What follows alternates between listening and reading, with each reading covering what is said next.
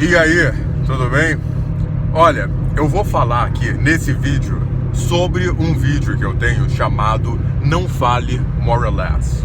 E nesse vídeo eu recomendo o aluno a não falar more or less. E eu começo esse vídeo, o link tá aí na descrição, vou colocar abaixo para você assistir também. Mas eu começo esse vídeo mais ou menos, eu vou falar o que eu falei no vídeo rapidamente. Eu começo fazendo uma ressalva. Eu falo, olha, more or less não está errado, mas tente evitar utilizar, porque tudo indica que é uma contaminação, ou seja, uma tradução literal de mais ou menos, more or less. E não é tão comum assim no inglês. De novo, não está errado, eu falo isso no outro vídeo, não está errado, mas não é tão comum assim por uma questão de frequência. E aí, foi muito interessante porque isso virou assunto no fórum do Duolingo, isso virou assunto em outros vídeos meus, em comentários de outros vídeos meus, e assim, deu muita repercussão, mais até do que eu esperava, só que não tá errado. Aí começou a gente a me mandar nos comentários, e-mail, tem um fórum no Duolingo falando sobre isso, e o pessoal me citando, fala, não, o poliglota, Paulo Nidek disse isso. Aí chegou uma menina lá e falou, não, o poliglota está errado, porque o meu marido é americano e fala more or less. Mas eu falo na porcaria do vídeo que não está errado. Pois bem, mas não adianta. Então eu acho que eu me expressei meio mal, até porque comunicação não é o que eu falo, é o que você entende. Então, eu acho que a chave aqui pra gente entender não somente a questão do more or less, e aí você também pode colocar so, etc, etc, etc. É a questão da frequência. Então, porque o que acontece? Por um fenômeno linguístico chamado contaminação, é muito comum a gente transferir algumas coisas do português, do nosso idioma, para um outro idioma. Então, por exemplo, você vai pensar mais ou menos, e você vai falar more or less. Isso seria muito imediato pra gente, muito rápido. Mas não seria tão frequente assim um americano ou um inglês falar. Não estou falando que seja impossível. Estou falando que não é tão frequente o quanto eu escuto os meus alunos falando, ou alunos de inglês, os meus alunos eu falo para não falar. Mas não é tão frequente. E aqui é muito comum no Brasil você chegar e perguntar assim, você fala inglês? Do you speak English? Aí a pessoa, more or less. Isso é muito comum, muito comum, muito comum. Você já deve ter visto por aí, né? E também o tal do so. Não, so. E a questão é a frequência. Então o que eu quero deixar aqui nesse vídeo é uma observação para você fazer essa observação.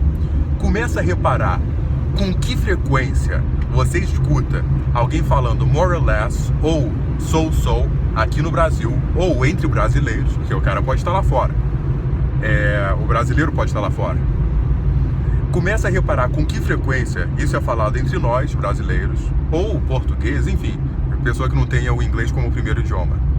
Com que frequência isso é falado entre nós, e com que frequência isso é falado entre os americanos, ou entre os britânicos, canadenses e assim por diante. E aí, eu acho que a gente pode começar a resolver e observar, ter uma visão melhor, não somente do more or less ou do so, mas também de outras questões, assim, que são mais outras questões, como em Portugal, por exemplo, você fala puto para menino.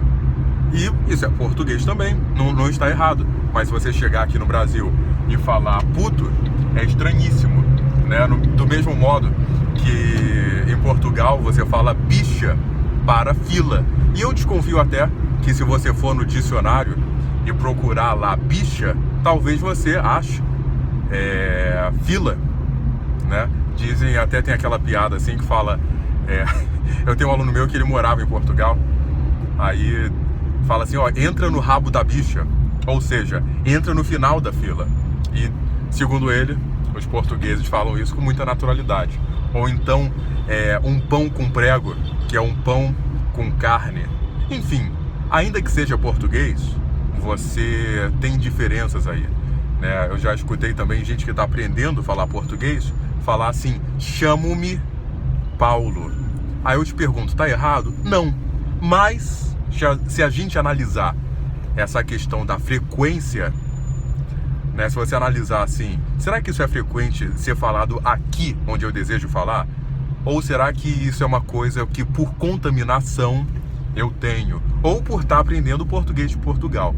Então eu acho que, novamente, é muito difícil, ainda mais na língua, idioma, que não é uma coisa exata, não é matemática.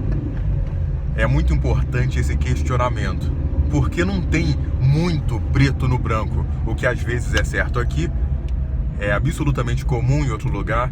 Você fala de uma maneira no Rio de Janeiro, em Recife você fala de outra, e aí tem variações do código, né? Então é muito importante esse tipo de questionamento e você realmente analisar se isso é comum aonde você deseja falar e se você de fato está se comunicando de uma maneira adequada. Porque tem um gramático que eu acho ele um complicador, ele complica muitas coisas, o Bechara.